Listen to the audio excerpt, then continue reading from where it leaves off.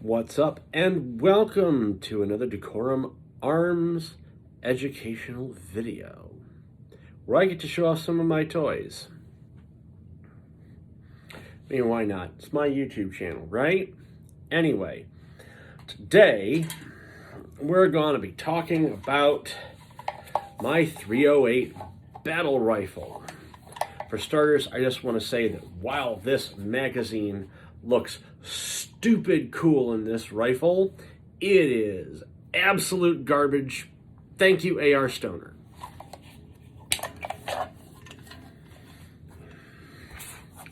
By PMags. So, I went out to a state FUD range today to zero this bad boy. And zero it I did, despite the high winds and the freezing cold.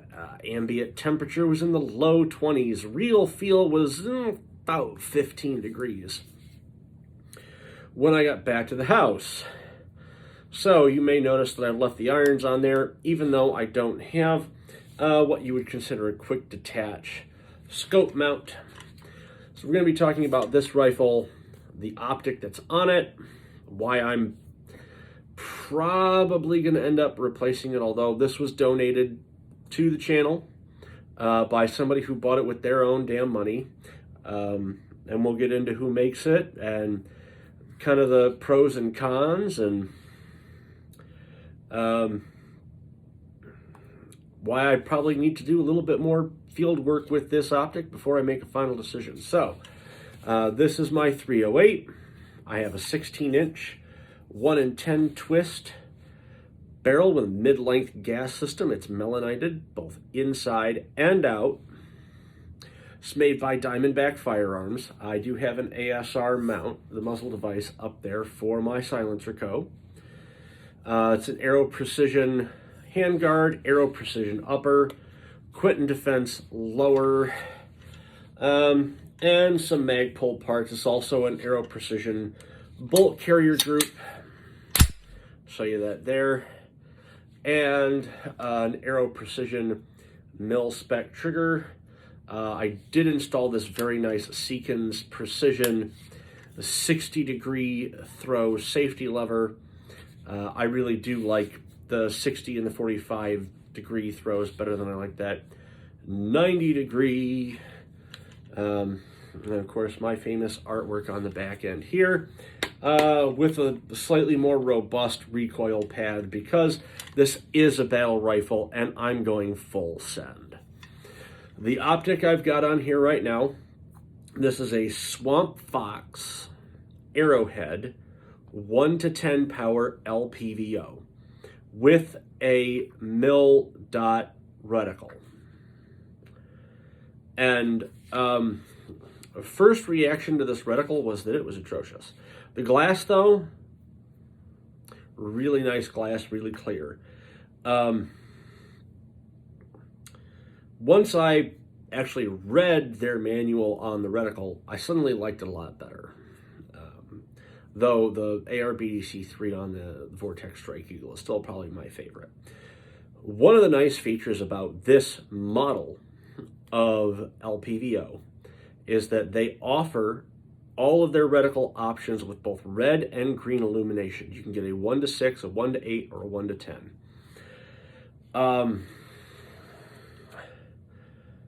The biggest problem that I had with this in the field was shooting at 10 power off the bench. Now, I'm not sure if that was a combination of me being 6'2", plus the length of this rifle, plus I was wearing my plate carrier, or if the eye box is really that small in a 1 to 10, and knowing kind of how that geometry works, could be either or. I will say that I did have a much easier time getting behind the eye box consistently with this standing. I shot like a 3-inch group standing braced off the bench with this LPVO.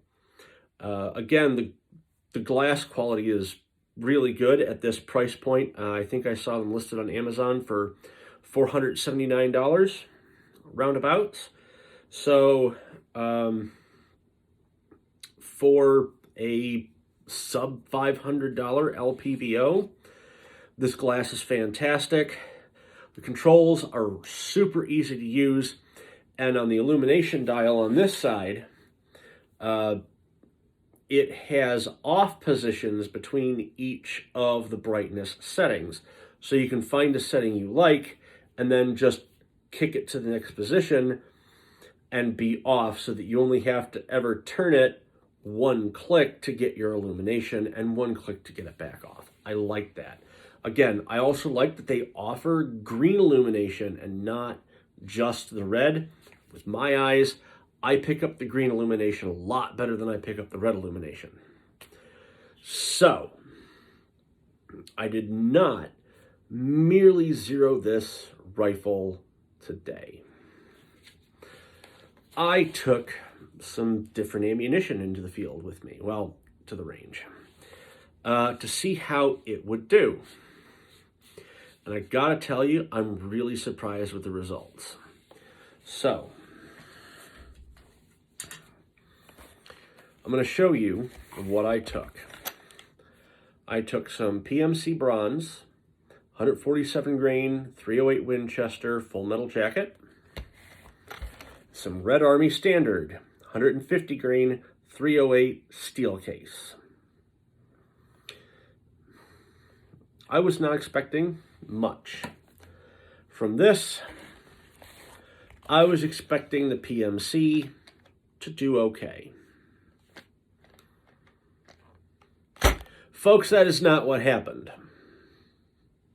What happened is that my point of impact kept dropping with the temperature, with the PMC. I don't know if it was the wind, because it was gusting to like 40 miles an hour today, or if it was the cold, or if my rifle just doesn't like this. I also had 2 malfunctions with the PMC bronze. I suspect they might be underloading their 308 a little bit. I had no malfunctions with the Red Army Standard 308, and I was actually able to zero my rifle with this stuff. I was expecting to need some sort of brass case.